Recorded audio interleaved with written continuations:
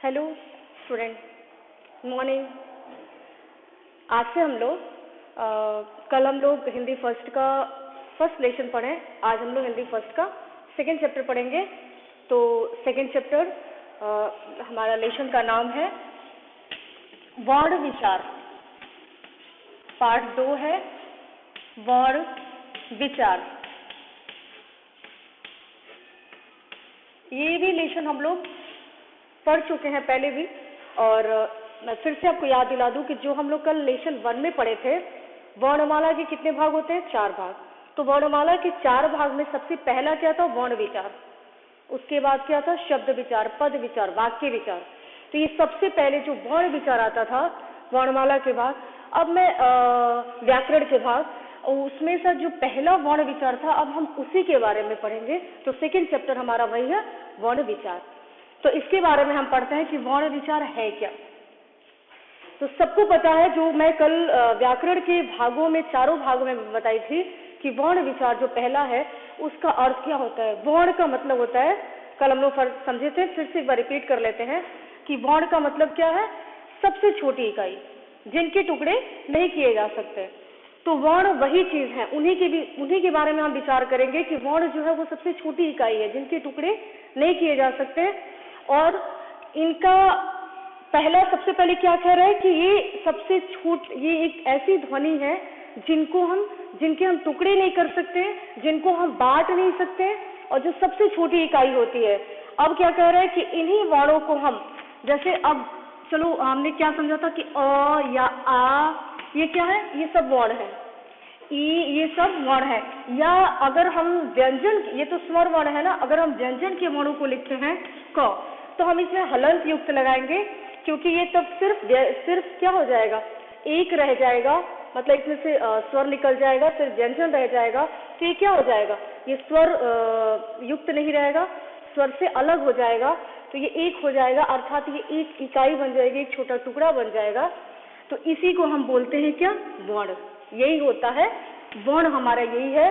तो इनके हम टुकड़े नहीं कर सकते हैं, यही एक वर्ण है। अब क्या कह रहे हैं कि वर्णों का जो एक तो वर्णों के मेल से हम क्या करते हैं? इन्हीं वर्णों के मेल से हम शब्दों का निर्माण करते थे। जैसे हम कल समझे कि 2 वर्णों या 2 से अधिक वर्णों को मिला के हम क्या करते हैं? शब्द का निर्माण करते हैं।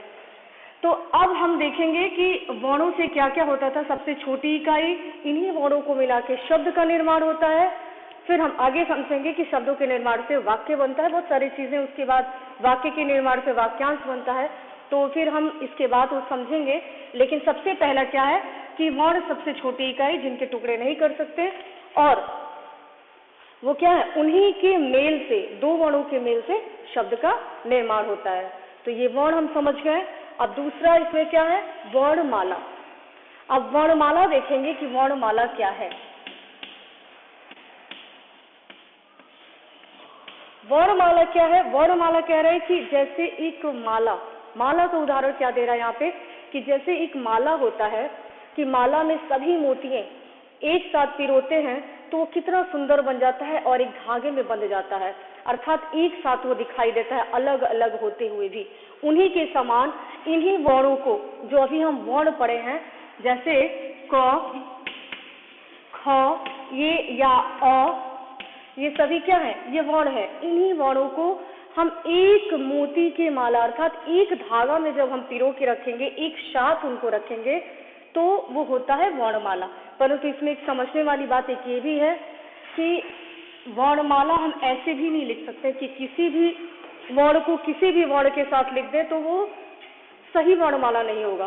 क्योंकि अगर अ है तो हम अ के बाद आ ही लिखेंगे, आ के बाद ई लिखेंगे, और ई के बाद बड़ी ई ही लिखेंगे। इसको लिखने से क्या होगा? एक क्रम और व्यवस्थित रूप। अब किसी को भी, जैसे हम क्लासरूम में रोल नंबर वाइज या छोटे बड़े का क्रम से करके जो हम करते हैं, या कोई भी चीज हम क्रम से करते हैं कि पहले ये कार्य करना है फिर दूसरा कार्य करना है, तो वो हमारा क्रमबद्ध बना रहता है और एक सीरियल में बना रहता है। बस उसी तरह से हमें वर्णमाला को भी सभी वर्णों को एक क्रम में लिखना है, तो वो हो जाएगा सुव्यवस्थित वर्णमाला। सुव्यवस्थित वर्णमाला, व्यवस्थित और सुव्यवस्थित। क्या कह रहे हैं कि और क्रमबद्ध रूप से, मतलब एक सीरियल में। अब क्या कह रहे हैं कि वर्ण के कितने भेद होते हैं? 3। वर्ण के कितने भेद होते हैं? अब हम यहाँ आएंगे कि वर्ण हो गया, वर्णमाला हो गया। अब इन्हीं वर्णों के बारे में देखेंगे कि वर्ण के कितने भेद होते हैं। वर्ण के भेद, तो वर्ण के 3 भेद, स्वर और उसके बाद व्यंजन। तीसरा क्या है? तीसरा है वर्ण के भेदों में, तीसरा है अयोगवाह।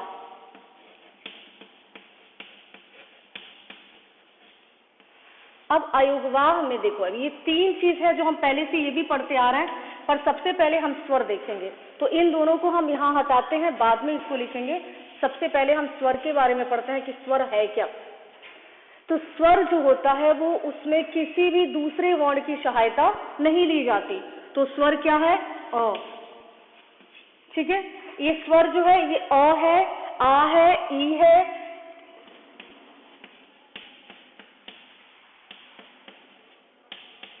ये 11 स्वर होते हैं। कुल कितने होते हैं? 11 स्वर होते हैं। अब इन 11 स्वरों में कह रहा है कि ये टोटल 11 स्वर होते हैं, इनमें किसी भी व्यंजन की सहायता नहीं ली जाती, क्योंकि स्वर जो होते हैं वो हमेशा स्वतंत्र होते हैं, वो स्वयं आते हैं, उन्हें किसी की जरूरत ही नहीं पड़ती है। और इसमें क्या कह रहा है कि स्वर व जिन वर्णों के उच्चारण में, जब हम इन वर्णों का उच्चारण करते हैं तो हवा जो होता है वो क्या है? मुख से बिना किसी रुकावट के निकलती है, अर्थात कोई भी प्रेशर नहीं होता है, कोई दबाव नहीं होता है। ये जब भी हम इन वर्णों का उच्चारण करते हैं तो क्या होता है? हवा जो है वो मुख से बिना किसी रुकावट के, मतलब बिना किसी दबाव के, बिना किसी प्रेशर के वो बाहर निकलता है। तो इन्हें हम क्या बोलते हैं? स्वर वर्ण बोलते हैं। अब स्वर वर्ण के भी 3 भेद होते हैं। स्वर वर्ण के 3 भेद क्या होते हैं? पहला होता है ह्रस्व, दूसरा होता है दीर्घ, और तीसरा होता है प्लूत। तो सबसे पहले ह्रस्व देखेंगे, ह्रस्व क्या होता है और दीर्घ क्या होता है, प्लूत क्या होता है। तो सबसे पहले ह्रस्व में देखेंगे, इन्हीं 11 वर्णों में ये तीनों बटा हुआ है। तो 11 वर्ण जो होते हैं उनमें अ, छोटी ई, उ और ऋषि, ये क्या होते हैं? स्वर वर्ण होते हैं, ह्रस्व वर्ण होते हैं। अर्थात इनका मतलब क्या है? इन जिनमें मात्राओं का प्रयोग नहीं होता है, अर्थात अ में मात्रा का प्रयोग नहीं है, छोटी में मात्रा का प्रयोग नहीं है, उ में मात्रा का प्रयोग नहीं है, और ऋषि में भी मात्रा का प्रयोग नहीं है। तो जिनमें मात्रा का प्रयोग नहीं होता है, अर्थात जो ह्रस्व होते हैं, जिनमें कोई भी मात्रा का प्रयोग नहीं होता है, और जो सबसे इसका और क्या एक उदाहरण है कि इसमें जो है वो बहुत कम समय लगता है, अर्थात उच्चारण करने में सबसे कम समय जिसमें लगता है उसे हम बोलते हैं ह्रस्व स्वर। अब आएंगे हम दीर्घ स्वर में। दीर्घ का तात्पर्य होता है कि जिनमें मात्राओं का प्रयोग होता है, जिसमें मात्रा का प्रयोग होता है और जिसमें ह्रस्व से ज्यादा समय लगता है, ह्रस्व से दुगुना समय लगेगा, उसे हम बोलते हैं दीर्घ स्वर। तो इसमें क्या हो जाएगा? आ, बड़ी ई, बड़ा ऊ, उसके बाद क्या कह रहा है? ए, ओ,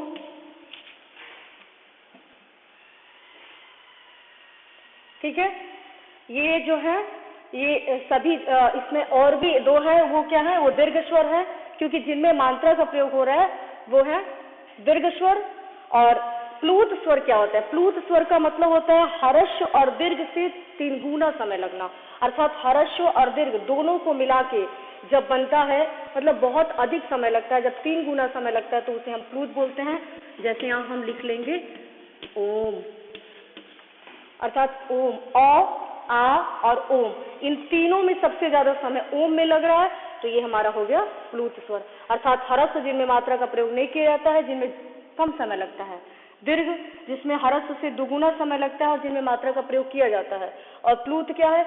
ओम, अर्थात ह्रस्व और दीर्घ दोनों से 3 गुना समय लगता है, अर्थात दोनों से अधिक समय लगता है और दोनों को मिला के बनता है, तो वहां हो जाता है प्लूत स्वर।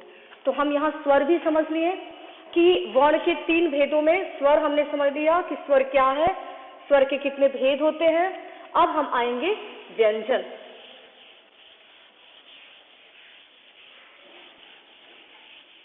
वर्ण का दूसरा भेद जो है वो है व्यंजन।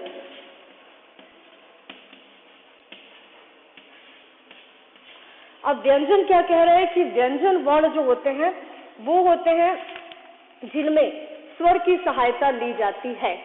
व्यंजन वर्ण वे होते हैं जिनमें स्वर की सहायता ली जाती है, अर्थात क। अब इनमें क्या है, ये हो गया आपका व्यंजन। इसमें हलंत युक्त, क्यों, जब भी हम व्यंजन लिखते हैं तो हलंत युक्त लिखते हैं। क्यों? क्योंकि अगर हम हलंत युक्त नहीं लिखेंगे तो ये इसमें स्वर भी रहेगा, क्योंकि अगर ये पूरा कर दिए तो ये पूरा व्यंजन हो गया।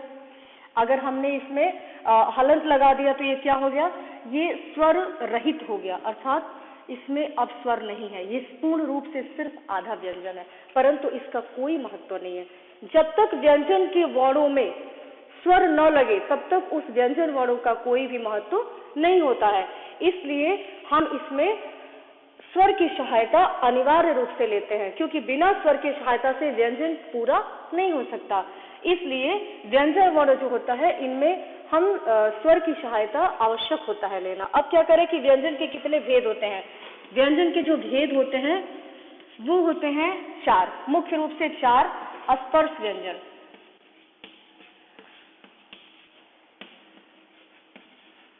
स्पर्श व्यंजन क्या होते हैं?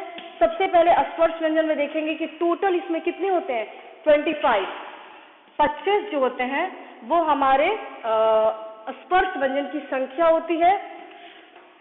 आप सामान्यतः ये समझ लीजिए कि क से लेकर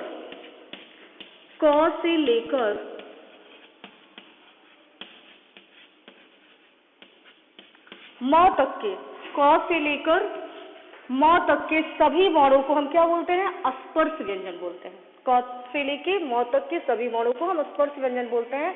ये टोटल 25 होते हैं और ये एक वर्ग में कितने होते हैं, 5 वर्ण होते हैं। तो एक वर्ग में जो 5 वर्ण होते हैं, अब हम यहाँ देखेंगे कि ये कैसे होता है। तो एक वर्ग में जो 5 वर्ण होते हैं उसके लिए हम 5 वर्गों में बांटते हैं। तो सबसे पहले क वर्ग, च वर्ग, ट वर्ग, त वर्ग और लास्ट है प वर्ग। ठीक, तो ये 5 वर्ग हमारे होते हैं। तो इन मतलब क से लेके अंग तक, च से लेके य तक, ये ट से लेकर अड़ तक, फिर ये सारा चीज जो है हमारा ये 5-5 वर्णों में विभक्त है, बांटा गया है इसको। तो कह रहे हैं कि ये 5 वर्णों में, और इनका जो है जैसे यहाँ पे कंठ, क वर्ग का क्या होता है कि क से लेकर क्या है, क से लेकर अंग तक, दूसरा क्या है च से लेकर य तक, और तीसरा क्या है त से लेकर अड़ तक। उसके बाद क्या कह रहा है कि त से लेकर न तक, और लास्ट क्या कह रहा है प से लेकर म तक। अब इन वर्णों को हम क्या बोल रहे हैं, अब यहाँ देखिए कि इसको हम क्या बोलेंगे, कंठ। जब क वर्ग होगा, क वर्ग अर्थात कंठ। कंठ मतलब क्या, कंठ मतलब होता है ये, जब हम यहाँ से किसी भी वर्ण का उच्चारण कर देंगे कंठ से तो होगा कंठ। दूसरा क्या है, च से लेके य तक अर्थात तालु। तो तालु को कह रहा है, तालु मतलब होता है जो जीवा के नीचे होता है, उसे हम तालु बोलते हैं। हम प्रयोग करके देखेंगे, जैसे क अंदर से आ रहा है, च अर्थात जीवा के नीचे से आ रहा है, तालु से आ रहा है। उसके बाद हम देखेंगे त मूर्धा। अब मूर्धा क्या है कि मूर्धा अर्थात मुंह से, ट थ ड ढ, ऐसे होंठ के नीचे से, होंठ के अंदर से। अब क्या कह रहा है कि त वर्ग अर्थात दंत। अब दंत मतलब दांत से, त थ थ मतलब दांत को स्पर्श करते हुए आ रहा है। प को क्या बोलते हैं, ओष्ठ। ओष्ठ या ओठ दोनों बोल सकते हैं। तो इसको हम क्या बोलते हैं, प फ, अर्थात दोनों होठों को स्पर्श करते हुए स्वर निकल रहा है। अब सिंपल सा बात हम यहाँ क्या समझेंगे कि स्पर्श व्यंजन की संख्या 25। स्पर्श व्यंजन जो होते हैं वो क से लेकर म तक के बीच के वर्ण होते हैं। स्पर्श व्यंजन में 5 वर्ग होते हैं, कवर्ग, चवर्ग, टवर्ग, तवर्ग, पवर्ग। उसके बाद इन 5 वर्गों में हम इसमें किसका प्रयोग करते हैं, मतलब ये वर्ण हमारे कहाँ से निकलते हैं, तो कंठ, तालु, मूर्धा, दंत और ओष्ठ, ये 5 जगहों से निकलते हैं। और सबसे इसका आसान डेफिनेशन क्या है, इसका परिभाषा आपको याद करने के लिए सबसे, कि स्पर्श व्यंजन होता क्या है। स्पर्श व्यंजन होता वो है कि जो हमारे पूरी तरह से नहीं पर हमारे मुख के सभी भागों को स्पर्श करते हुए जिन वर्णों की जो वर्ण निकलते हैं बाहर, उसे हम बोलते हैं स्पर्श व्यंजन। ठीक, तो ये स्पर्श व्यंजन आपको हो गया कि जो हमारे जीवा, कंठ, तालु, मूर्धा, दंत और ओठ को स्पर्श करते हुए बाहर निकलती है। ठीक, इन्हें हम बोलते हैं स्पर्श व्यंजन। तो स्पर्श व्यंजन आप सबको समझ में आ गया होगा। अब हम चलेंगे व्यंजन का ही, स्पर्श व्यंजन नहीं, अब हम अंतस्थ व्यंजन।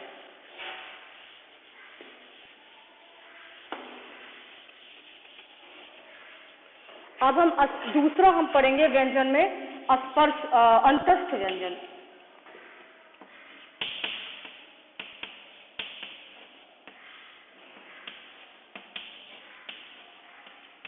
अब अंतस्थ व्यंजन में क्या देखेंगे, अंतस्थ व्यंजन में 4 होते हैं, जो कह रहा है कि ये जो वर्ण हमारे मुख से निकलते हैं वो पूरी तरह से हमारे मुख को स्पर्श नहीं करते हैं, अर्थात ये अंदर से निकलता है परंतु पूरी तरह से, जैसे स्पर्श व्यंजन पूरी तरह से हमारे मुख के सभी भागों को स्पर्श करते हुए निकलता है, स्पर्श व्यंजन हमारे मुख को पूरी तरह से स्पर्श करके नहीं निकलता है। तो ये 4 होते हैं, और 4 में क्या होते हैं, य,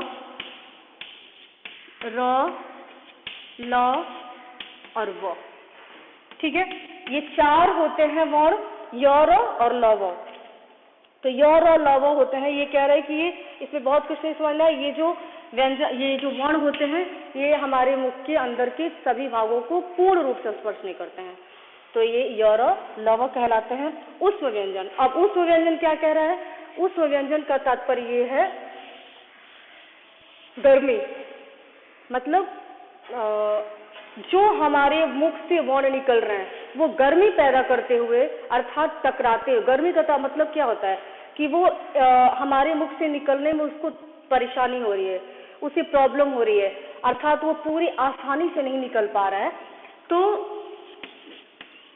हम उसे क्या बोलते हैं, ऊष्म व्यंजन बोलते हैं। जैसे हम कोई भी, जैसे श, श, श, ह, तो ये ऐसे वर्ण हैं कि ये थोड़ा निकलने में थोड़ा टाइम लग रहा है, वक्त लग रहा है, इसलिए हम इसे क्या बोलते हैं, ये गर्मी अर्थात ऊष्मा पैदा करते हुए हमारे मुख से बाहर निकलती है, तो इसे हम बोलते हैं ऊष्म व्यंजन। अर्थात ये भी होता है 4, श, फिर स, फिर श, फिर ह, ये भी 4 होते हैं। और ये थोड़ा आराम से नहीं, मतलब गर्म हवा के साथ अर्थात टकराते हुए, मुख के सभी भागों से टकराते हुए बाहर निकलता है। अब संयुक्त व्यंजन क्या कर रहा है, संयुक्त व्यंजन का तात्पर्य होता है, संयुक्त का मतलब ही आपको समझ में आ रहा होगा कि संयुक्त का मतलब क्या होता है। संयुक्त अर्थात 2 या 2 से अधिक। इसका चौथा है संयुक्त।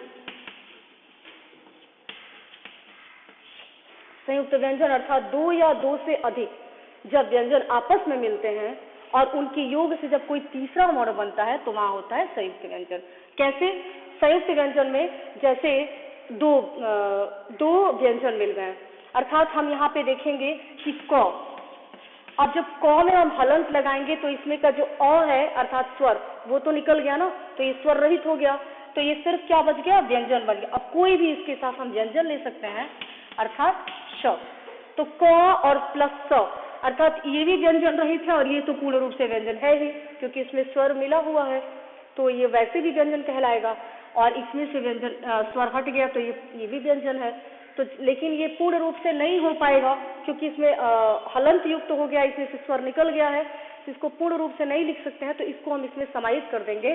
बन क्या जाएगा, ये हमारा 6।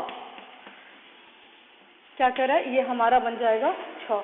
तो तात्पर्य इसका ये है कि संयुक्त मतलब 2 या 2 से अधिक व्यंजन जब आपस में मिलते हैं तो ये दोनों क्या होते हैं, एक दूसरे के साथ समाहित हो जाता है और एक तीसरे व्यंजन की उत्पत्ति हो जाती है। ठीक है, तो हम संयुक्त व्यंजन भी समझ लिए, अर्थात व्यंजन के 4 भेद, ये चारों हमने समझ लिया। तो वर्ण के 3 भेद, स्वर, व्यंजन और अयोगवा। तो हम स्वर समझ लिए, व्यंजन समझ लिए, अब तीसरा हम समझेंगे अयोगवा।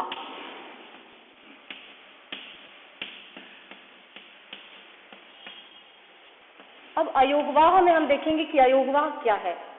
जो योग, जिसका योग न हो, अर्थात जो योग के साथ न रहते हुए भी, योग मतलब क्या, जुड़ाव, एक साथ, जो एक साथ न रहते हुए भी एक साथ है, अर्थात उसका कोई मतलब नहीं है वहां रहने का, फिर भी वो साथ में है, उसे हम बोलते हैं अयोगवाह।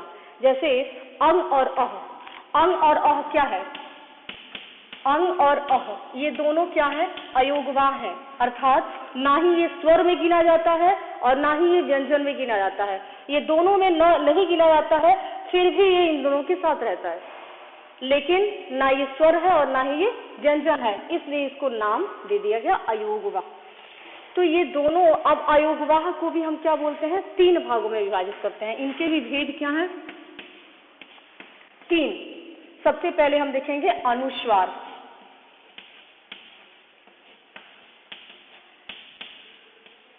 अनुस्वार, सबसे पहले अनुस्वार में देखेंगे तो अनुस्वार का मतलब क्या होता है, अनुस्वार का मतलब होता है कि जिन वर्णों की उत्पत्ति, जिन वर्णों का उच्चारण, जिन वर्णों का उच्चारण हम सिर्फ नाक से करते हैं, अर्थात अनु मतलब हंस, कंच, ऐसे शब्दों का जब हम उच्चारण करते हैं तो नाक से जब आता है तो उसे हम बोलते हैं अनुस्वार।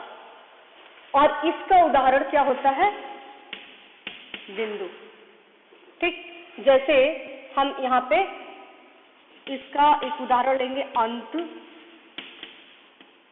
मंत्र, अर्थात जिन शब्द, जिन वर्णों के ऊपर हम बिंदु का प्रयोग करते हैं उन्हें हम अनुस्वार कहते हैं, और उसका उच्चारण हम नाक से करते हैं। सिंपल सा हो गया, तो आपको ये समझ में आ गया कि अनुस्वार किसे कहते हैं।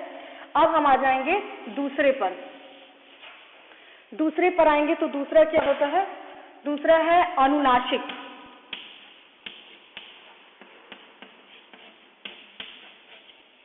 अनुनासिक, अब अनुनासिक क्या होता है, अनुनासिक मतलब चंद्रबिंदु, इसका होता है, ये चिन्ह होता है चंद्रबिंदु।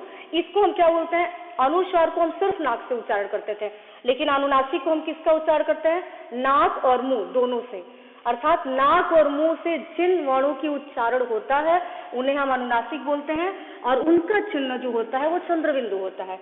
अर्थात हम उसको ऐसे बोल सकते हैं जैसे गांव आंख,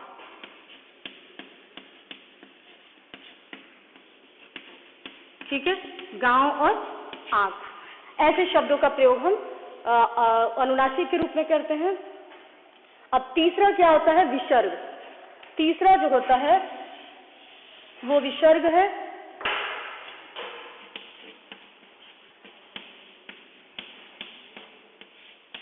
विसर्ग का हो चिन्ह होता है ये, विसर्ग का चिन्ह जो होता है वो ये होता है।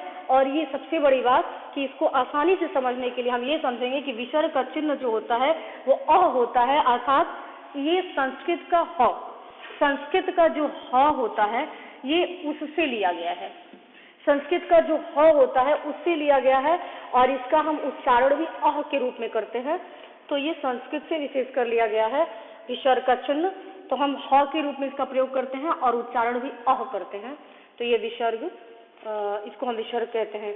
अब ये तीनों हमने समझ लिया। जैसे बहुत सारे इसमें प्रायः हो सकते हैं, इसका उदाहरण हो सकता है प्रायः, ऐसे हम इसका उदाहरण दे सकते हैं। अब हम आ जाएंगे, ये अयोगवाह भी हमारा हो गया, अर्थात स्वर, व्यंजन, अयोगवाह। वर्ण के कितने भेद होते हैं, स्वर, व्यंजन और अयोगवाह, ये तीनों हो गए हमारे। अब हम आ जाएंगे किस पे, उच्छिष्ट व्यंजन। उच्छिष्ट व्यंजन क्या होते हैं, कह रहे हैं कि इसके उच्चारण में जिह्वा जो है, अर्थात हमारा जीभ जो है वो क्या करता है, ऊपर की ओर उठाकर, और वर्णों को हम ऐसे बोलते हैं कि हमारा जीवा जो है वो ऊपर की तरफ उठ जाता है और ऐसा प्रतीत होता है कि वह वर्ण जो है वो आगे की तरफ जा रहा है, हमारे मुख से आगे की तरफ जा रहा है, इसलिए हम उसे उच्छिप्त व्यंजन कहते हैं। व्यंजन में ही वो भी आता है ड और ढ, ड और ढ। यहाँ पे हम कहेंगे कि उच्छिप्त व्यंजन।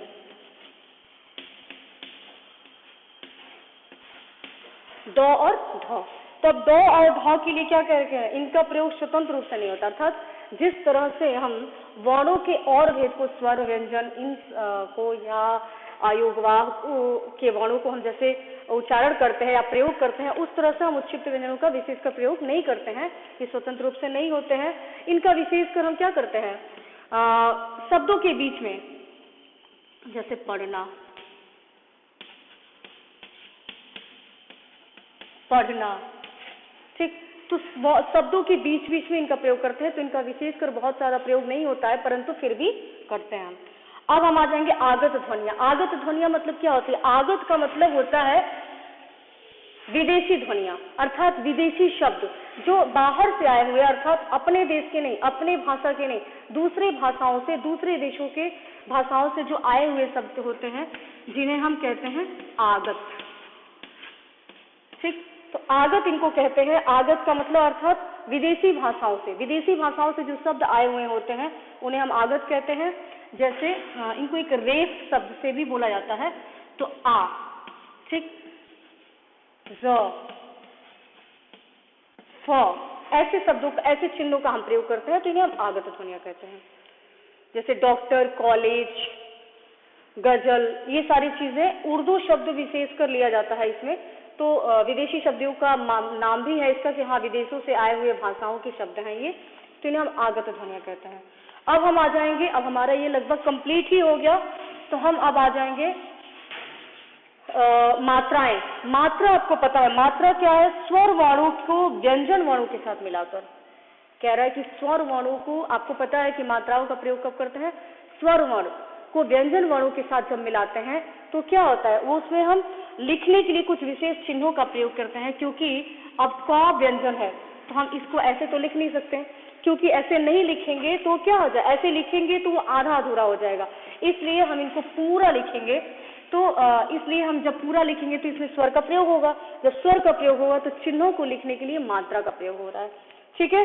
तो इन्हीं मात्राओं को प्रयोग करने के लिए हम इनको लिखने का प्रयोग करते हैं।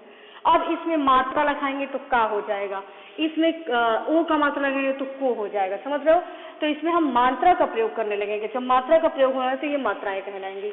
तो ठीक है, मात्रा भी हम समझ लिए। अब हमारा लास्ट है, लास्ट क्या है, वर्ण विच्छेद। वर्ण विच्छेद क्या कह रहा है कि लास्ट में हमारा यही बच्चा है कि वर्ण विच्छेद जो है, तो आपको वर्ण विच्छेद बहुत ज्यादा समझने की जरूरत नहीं है, क्योंकि वर्ण विच्छेद जो होता है, हम जो अभी वर्ण समझे हैं, वर्ण क्या, जैसे क, तो जब वर्ण विच्छेद करते हैं तो उस व्यंजन, जब व्यंजन वर्ण होता है तो उसमें हम हलंत लगा देते हैं, बस। अब हलंत लगाएंगे तो इसमें बचा क्या है, इसमें अ बचा है। तो जब भी हम किसी शब्द का, किसी भी शब्द का, जैसे कमल, किसी भी शब्द का जब हम वर्ण विच्छेद करते हैं तो हम इसको व्यंजन वर्ण को अलग अलग लिखेंगे, तो इसमें क प्लस अ प्लस म प्लस अ, व्यंजन वर्णों में हलंत का प्रयोग करेंगे, ये ध्यान रखना। फिर प्लस ल प्लस अ, अब ये हमारा बन गया विच्छेद। तो ऐसे ही हम विच्छेद करेंगे, फिर जब उनको संधि करेंगे तो हम कमल लिख देंगे। क्यों, क्योंकि अ को हम इसमें लगा देंगे, इसको मिटा देंगे, इसमें लगा देंगे, फिर अ को म में लगा देंगे, इसको मिटा देंगे, फिर अ को ल में लगा देंगे, इसको मिटा देंगे, तो ये बन जाएगा संधि, अर्थात वर्ण संधि हो जाएगा, और जब विच्छेद करेंगे अलग अलग तो वर्ण विच्छेद हो जाएगा। तो ये हमारा आज का कंप्लीट हो गया। तो आप सबसे उम्मीद है कि आप सब लोग पहले से भी पढ़े हो, और फिर अभी भी हम लोग इसको पढ़ रहे हैं, एक बार मैंने इसको रिवाइज करा दिया तो आप अच्छे से इसको समझ लिए होंगे। तो हम आज क्वेश्चन आंसर, मैं प्रश्न दे रही हूँ जिसका आंसर आप मुझे उम्मीद है कि आप लिख लेंगे, क्योंकि सिर्फ समझाने पे ही लिख लोगे, बहुत बड़ी चीज नहीं है, बहुत बड़ी चीज नहीं है। तो क्वेश्चन नोट करते हैं, वर्ण किसे कहते हैं, वर्ण किसे कहते हैं?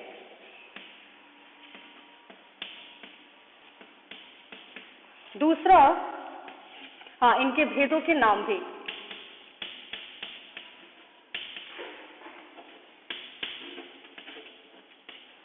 दूसरा प्रश्न क्या है? स्पर्श व्यंजन किसे कहते हैं?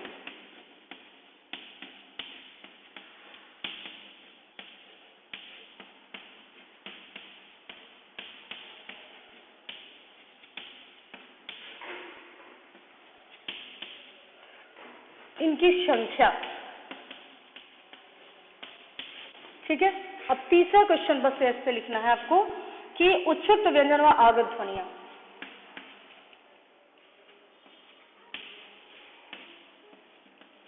उच्छिष्ट व्यंजन व आगत ध्वनियां किसे कहते हैं? ठीक है। लास्ट, मात्रा किसे कहते हैं?